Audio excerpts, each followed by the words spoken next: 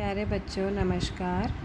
आज हम जो टॉपिक शुरू करने जा रहे हैं वह है हिंदी व्याकरण का पाठ 16वां, विज्ञापन, सूचना और प्रतिवेदन। इसमें 3 उपविषय हैं। पहला है विज्ञापन, दूसरा सूचना और तीसरा प्रतिवेदन। तो ये पेज नंबर है आपका 146। इसका हम पहला उपविषय समझेंगे आज, विज्ञापन। विज्ञापन किसे कहते हैं?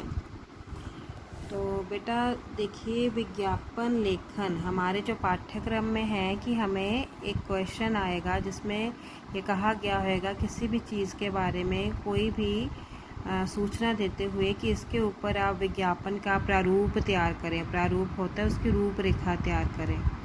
तो विज्ञापन शब्द जो है 2 शब्दों से मिलकर बना है, वि और ज्ञापन। वि का अर्थ है विशेष और ज्ञापन का अर्थ है जानकारी देना। तो किसी भी चीज़ के बारे में कोई विशेष जानकारी देना उसे हम विज्ञापन कहते हैं। इसे इंग्लिश में एडवर्टाइजमेंट कहते हैं और उसे आम शब्दों में हम मशहूरी कह देते हैं। जैसे हम लोग टीवी पे देखते हैं, अखबारों में आती हैं, किसी भी चीज़ को लेकर, किसी भी उत्पादन को लेकर, किसी सामान को लेकर के कोई विज्ञापन देना, उसको बेचने के लिए उसके बारे में बताना, उसके गुणों के बारे में बताना, उसके रेट के बारे में बताना, उसकी क्वालिटी कैसी है इत्यादि। इन सब चीज़ों की जानकारी देना क्या कहलाता है? विज्ञापन। तो हमारे जैसा मैंने पहले भी कहा कि हमारे पाठ्यक्रम में विज्ञापन लेखन है कि हमने विज्ञापन तैयार करना है। तो उसके लिए पहले कुछ नियमों का पालन करना पड़ेगा। उससे पहले हम बुक में से कुछ समझने की कोशिश करते हैं। जैसा मैंने बताया कि विज्ञापन 2 शब्दों से मिलकर बना है, वि और ज्ञापन, यानी विशेष रूप से जानकारी देना। जब कोई वस्तु बाज़ार में आती है तो उसके रंग रूप, उसकी संरचना व गुण की जानकारी विज्ञापन के द्वारा ही मिलती है। इस तरह से हमें वस्तुओं के रंग रूप, उसकी संरचना, बनावट कैसी है, उसमें क्या क्या गुण हैं, जो ये जानकारी मिलती है वो हमें किससे मिलती है? विज्ञापन के द्वारा ही मिलती है।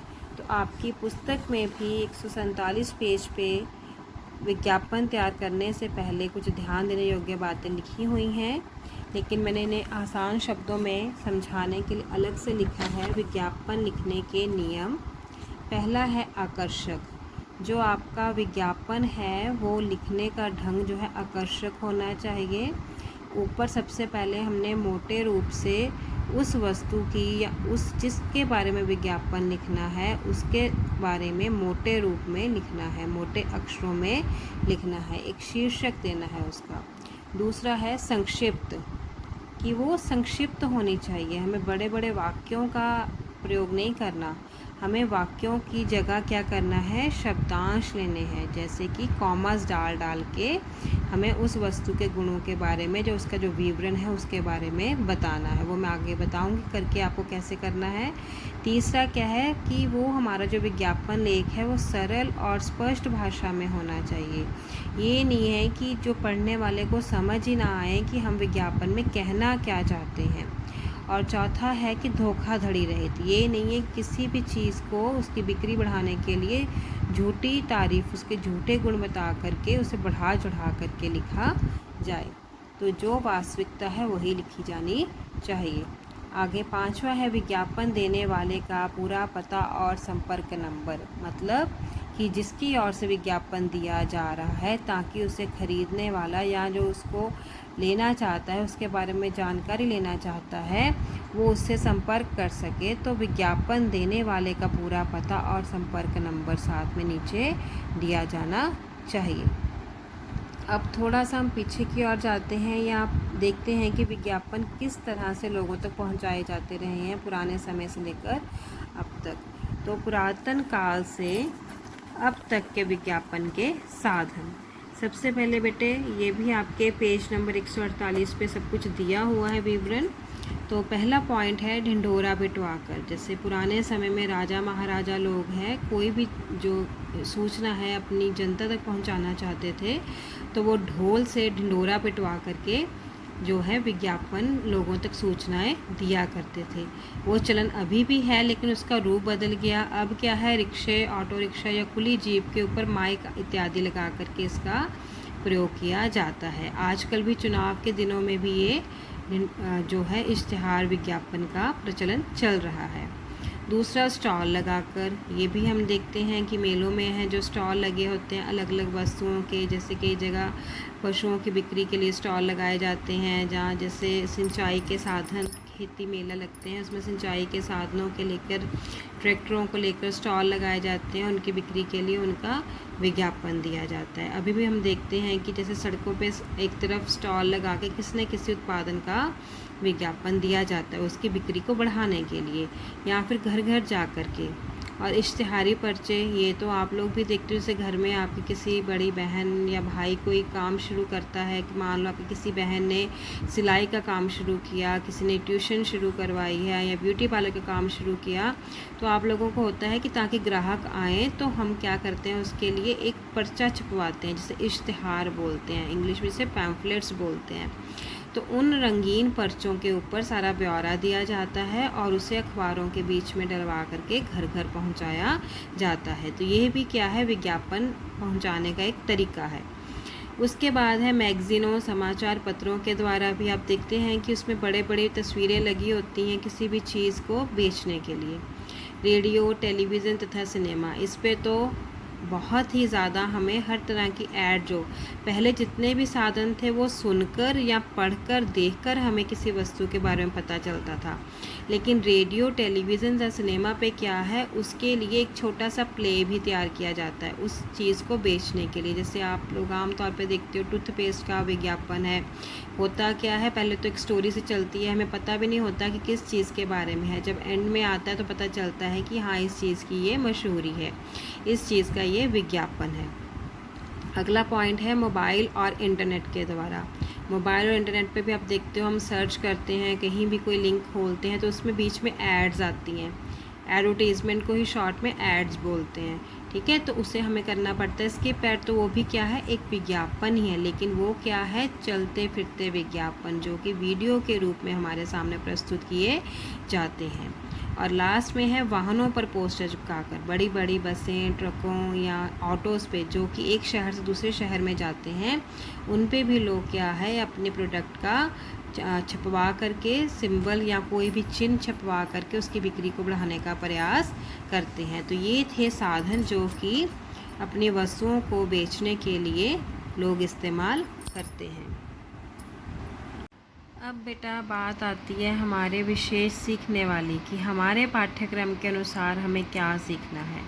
तो जो विज्ञापन हमें आते हैं वो किसी सामान के नहीं हैं, वो अलग अलग विषयों को लेकर के विज्ञापन हैं।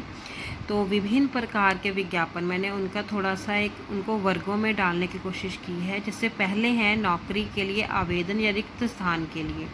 इसमें दो तरह के हैं, एक अगर कोई पढ़ा लिखा इंसान है, उसे नौकरी चाहिए, तो वो अपने लिए भी आवेदन के तौर पर अखबार में जो दे सकता है कि मेरी ये योग्यता है, तो जिसे भी ज़रूरत है मेरी सेवा की तो मुझे संपर्क करें। या फिर रिक्त स्थान के, जैसे कोई कंपनी, कोई इंस्टीट्यूट, किसी की ओर से या किसी दुकानदार को ही सेल्समैन के लिए या किसी माली की आवश्यकता है, ड्राइवर की आवश्यकता है, तो नौकरी से जुड़े हुए विज्ञापन, ठीक है। एक तो आवेदन करना और दूसरा जिसको ज़रूरत है किसी को काम पे रखने की, उसकी ओर से विज्ञापन। दूसरा है खरीद और बिक्री को लेकर, इसमें कैसे कैसे खरीद और बिक्री हो सकती है, घर खरीदना है या बेचना है, कार खरीदनी है या बेचनी है, या अन्य वाहनों को लेकर के। और इसमें और एक तरह का आता है कि मकान किराए पे देने के लिए, एक होता है मकान को बेचना, प्लॉट खरीदना, और दूसरा है किराए पे चढ़ाने के लिए। इसमें क्या आएगा, सब कुछ डिटेल एक जैसी ही आएगी। उसमें कहना है कि घर जो है बिकाऊ है और इसमें कहना है किराए के लिए घर खाली है। तो तीसरा है ट्यूशन, कोचिंग या शिक्षा संबंधी दाखिलों के लिए जो विज्ञापन दिए जाते हैं कि स्कूल में दाखिले खुल गए हैं, स्कूल में क्या क्या सुविधा दी जा रही है, कोचिंग सेंटर किस विषय की कोचिंग दी जाती है, किस पेपर की तैयारी के लिए हमें कोचिंग मिलेगी इत्यादि। उसके बाद है लास्ट विवाह संबंधी। इसमें 2 तरह के होते हैं, एक लड़की वालों की तरफ से दिए जाते हैं और एक लड़के वालों की तरफ से। लड़की वालों की तरफ से दिया जाएगा वर चाहिए और लड़के वालों की तरफ से दिया जाएगा वधू चाहिए। तो उसमें लड़के की योग्यता बताई जाएगी, जो लड़के वालों की ओर से दिया जाएगा कि वो क्या काम करता है, क्या उसका कद काठ है, क्या उसकी उम्र है, उसके अलावा उसकी योग्यता क्या है और वो कितना कमाता है। इसके अलावा इसी तरह से लड़की वालों के लिए दिया जाएगा वर चाहिए। तो लड़की का जो है उसका रंग, रूप, गुण, योग्यता, कद और उसकी जाति के बारे में बताया जाएगा इत्यादि। तो इस तरह से बहुत सारे तरह के विज्ञापन हैं, लेकिन वो मेनली इन 4 तरह के वर्गों में ही आ जाते हैं। तो अब हम एग्ज़ाम्पल करेंगे एक, जैसे हमने करना है कार बिकाऊ है। तो सबसे पहले एक बॉक्स बनाते हुए ऊपर मोटे रूप से हेडिंग लिखनी है कार बिकाऊ है। फिर उसका मारुति ऑल्टो यानी मॉडल, किस साल की है वो, कोई दुर्घटना नहीं, पूरी इंश्योरेंस हुई है, अच्छी हालात में, कम चली हुई गाड़ी के लिए संपर्क करें। फिर आपने नाम और मोबाइल नंबर देना है ताकि अगर कोई इच्छुक है उसे ख़रीदने का, उसकी क्वालिटी, उसके मॉडल को देखते हुए उसे ख़रीदना चाहता है तो आपसे संपर्क कर सकता है। आजकल सबसे अच्छा साधन है मोबाइल, तो मोबाइल नंबर दे दो, तो घर का पता ना भी दोगे तो वो चलेगा।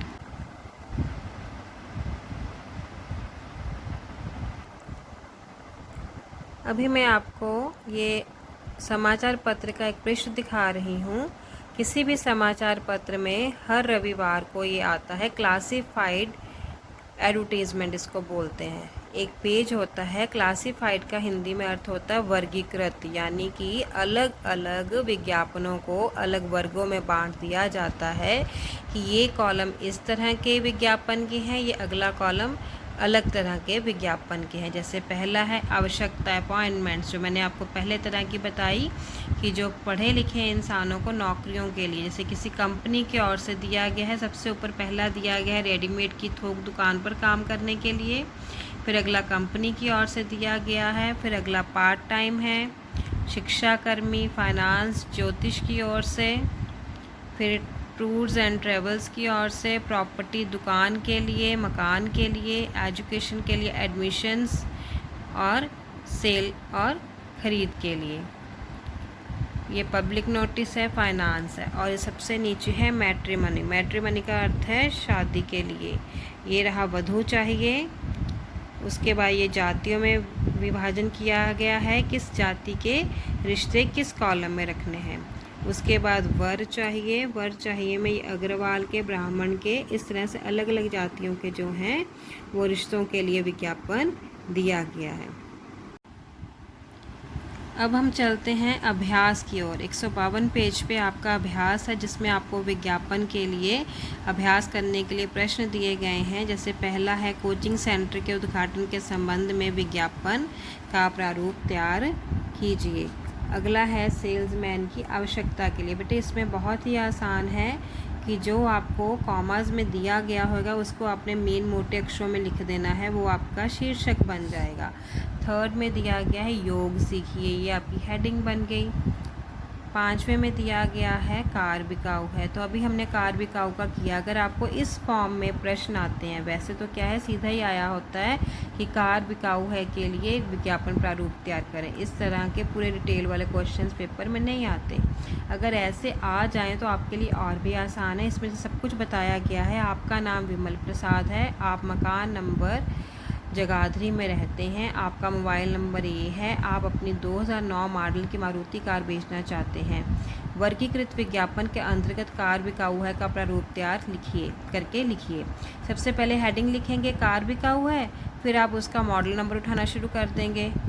2000 मॉडल की मारुति, रंग बता दीजिए जो भी सफ़ेद लाल, उसके बाद अच्छी हालत में, कम चली हुई, एक दो उसके गुण बता करके फिर हमने लिख देना है कि खरीदने वाले इच्छुक संपर्क करें, नाम विमल प्रसाद, फिर वही मकान नंबर, मोबाइल नंबर जो दिया है। लेकिन आपने इसे कॉमा जल के करना है, पूरी लाइन ऐसे ही नहीं लिख देनी ना। विमल प्रसाद कॉमा मकान number 227 sector 22 Jagadhri comma mobile number, ये यहाँ तक लिख के ख़त्म। कहने का मतलब है बहुत ही संक्षिप्त रूप में लिखना है। तो अब आपके से अभ्यास में जितने भी प्रश्न हैं इसमें से कोई भी 4 विज्ञापन हल करके उनका रूपरेखा तैयार करके आप मेरे को कॉपी चेक करने के लिए भेजेंगे। धन्यवाद।